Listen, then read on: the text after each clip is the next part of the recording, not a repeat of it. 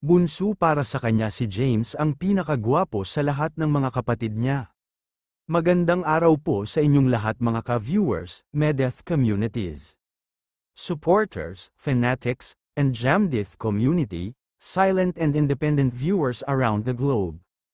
Paki-like and share naman ang videos natin guys, hindi daw pwede kumontra si James dahil opinion daw ni Bunso yun. Nasabi niya para sa kanya si James ang pinakagwapo sa lahat ng mga kapatid niya. Pag-object pa ni James na lahat daw sila ng kapatid niya ay may kanya-kanyang uniqueness at asset pero syempre guys sa mata ni Bunso si James ang pinakagwapo. Sana daw sila na magkatuluyan, nasabi naman nilang pareho na kalma lang daw kayo guys.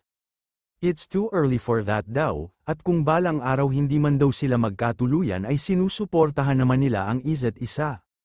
Time will tell daw, huwag daw tayong magmadali mga ka-Jamdith. Saan daw ba pabor si James, sa tadhana daw ba ang magpasya o sila na mismo ang gagawa ng paraan?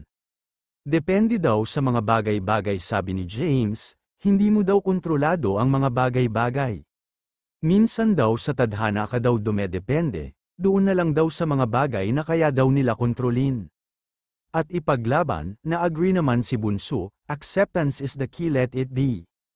Kung mahal mo ang isang tao marunong ka daw magpaubaya kung dun siya magiging masaya.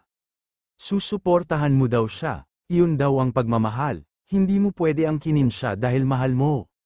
Let it go, kung may mahal na iba, may darating na deserving para sayo. Kung hindi niya kaya ibigay ang pagmamahal na para sa'yo dahil ibibigay niya para sa iba, for sure naman may magbibigay din ng pagmamahal sa'yo na deserved mo. Kaya dapat hindi daw talaga pinipilit ang pagmamahal, kusang titibok yan sa tamang panahon at tamang pagkakataon.